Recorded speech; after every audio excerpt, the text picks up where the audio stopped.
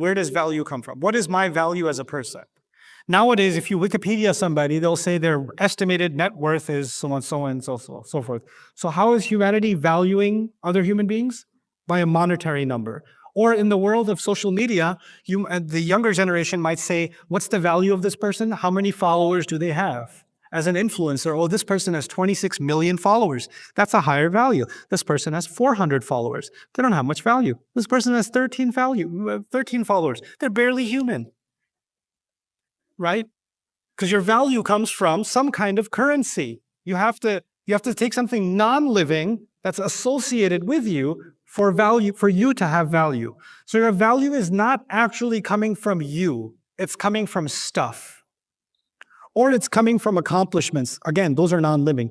Titles, degrees, accomplishments, history, family background, that's giving you value, right? Your credentials are giving you value. The ascription of, some elite status, like you belong to the royal family, that gives you value. Money, of course, gives people value. The neighborhood you live in might give you value. The university you might go to gives you value, right? Which is, I think those definitions are about to experience a revolution in the next 10 years. Value systems are changing. So, and who would have thought 20 years ago, 30 years ago, that somebody who makes, remixes of cats meowing is going to be a famous celebrity that everybody's going to be like, wow, oh my God, that's amazing. Like, you play a piano when a cat is meowing, and this is your contribution to humanity, right? But human beings can give anything value that's outside of themselves, right? However, the Diagnostic Statistical Manual of Mental Disorders barely addresses money. This is interesting in a capitalist society. We haven't actually studied money disorder much, except in cases of financial deprivation. So we study when somebody loses money and then go depressed and become suicidal and all that stuff. There's more studies on that. It is not mentioned as a possible disorder. Nevertheless, recent research hints at the possibility of a psychology of money or even a psychopathology of money, with money accumulation potentially meeting the criteria of a behavioral addiction. This can become an addiction. Now, having read all of this to you, I want to just share with you also from the Islamic tradition and also biblical tradition what's been said about money. Like Rasul Sallallahu Alaihi Wasallam says in the Tirmidhi, "Inna likulli ummatin fitna." Every ummah, every nation will have a fitna. وَإِنَّ فِتْنَةَ أُمَّتِي الْمَالِ. And the fitna of my ummah is money. It's wealth. Woe to those who join house to house, who add field to field until there is no more room, and you are made to dwell alone in the midst of the land. Isaiah. Meaning people who become conglomerates and keep acquiring, right? He who loves money will not be satisfied with money, nor he who loves wealth with his income. This also is vanity. This is Ecclesiastes. And then Jesus specifically says you cannot worship both God and money, which is similar to what the Quran is saying, and even in a hadith of the Prophet ﷺ, "Ta'isa abdud dinar wa abdud dirham," right? The servant of the dinar and the servant of dirham, may they be destroyed. Now, having said all of that, the concluding discussion I want to have with you on this subject is as follows. Is the Quran then against building wealth, saving money, gathering wealth? Actually, the Quran is against having a small world, where gathering and collecting and hoarding is a goal in and of itself. But when you're gathering money for a purpose, when you're collecting for a purpose, that is actually very much in line with Islam. You have the story of Dhul Qarnayn. Allah says, فَأَتْبَعَ سَبَبًا. Allah gave him all kinds of resources, and he used those resources to pursue more resources. أَتْبَعَ سَبَبًا. Why is he pursuing more resources? What's he going to do with these resources? Why is he expanding his empire? Why is he going to places where people don't even speak a language yet, or full-on language yet? Why is he going to uncharted territory where there's mud? Ayn Hami'a. Why is he going to muddy marshland? Right? Like what Orlando used to be before Disney moved there. How would anybody go there? Like to hang out with the gators? Like, what are you going there for? Why is he going east and west and all over he's expanding his empire, is he not? And Allah is saying wherever he went, he acquired more resources, and he used those resources to build more resources, and then more resources, and then more resources. But that wasn't his goal. What was his goal? Wherever he goes, he makes sure corruption is put to an end. he makes sure people are not going to get away with doing crime. أَمَّا مَنْ ظَلَمَ فَسَوْفَ نُعَذِّبُهُ. Or if he doesn't have the resources to fight the enemy, at least he will develop the resources to stop the enemy. So he'll build a wall.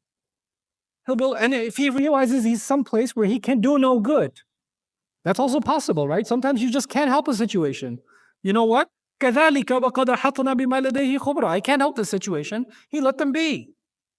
But he's constantly building. The Quran's picture of what we're supposed to do with wealth is to build more for a greater objective, for the benefit of humanity, for the bringing about of justice, for the bringing about of the end of corruption, the end of being looted and robbed and killed without purpose. إِنَّ يَأْجُوجَ وَمَأْجُوجَ مُفْسِدُونَ فِي الْأَرْضِ.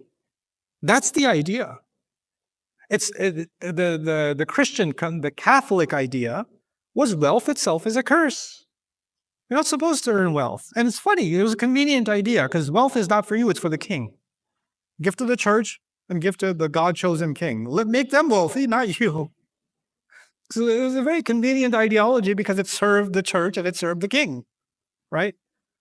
But we have, unfortunately, in Islamic discourse, we've developed this idea of a terrible fear of hubb dunya, right? Because if we find in the Quran, this dunya's worth, وَمَا الْحَيَاةُ الدُّنْيَا إِلَّا لَهْوٌ وَلَعِبٌ, right?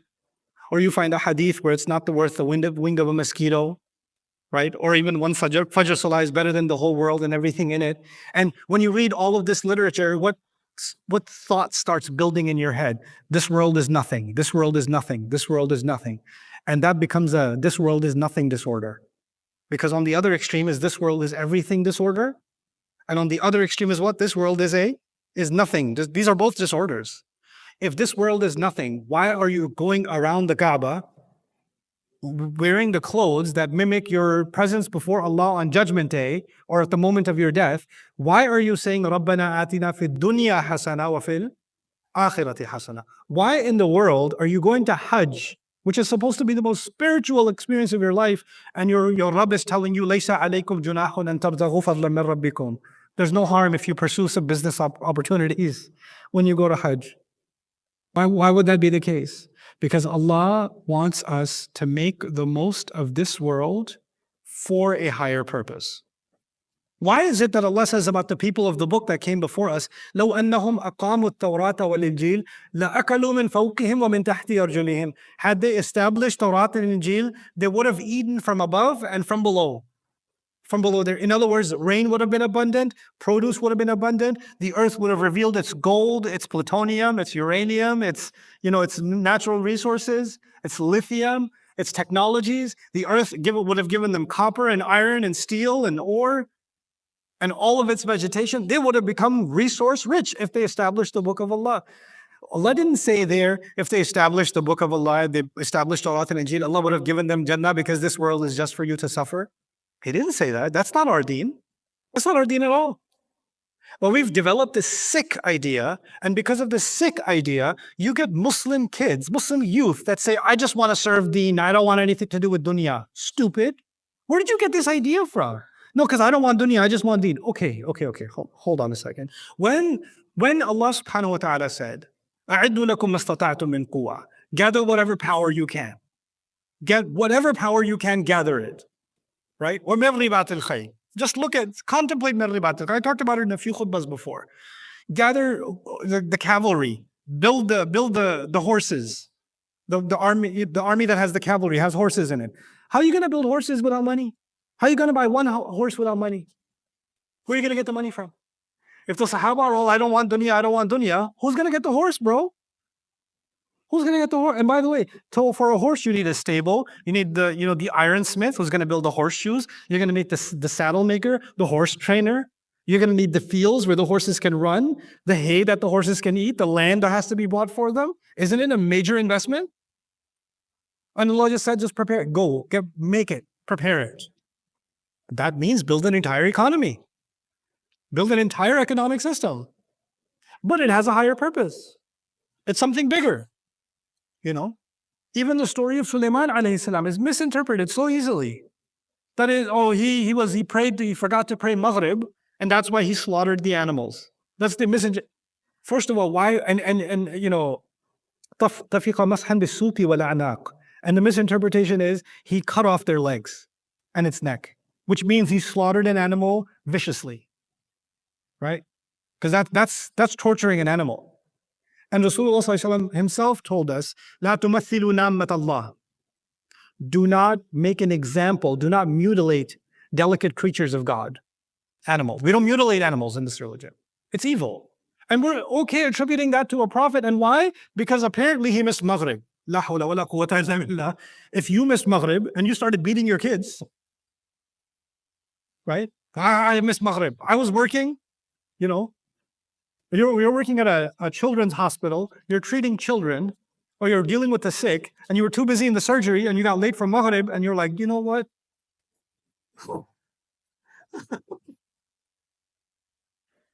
Are you serious right now? No, حتى توارت بالحجاب.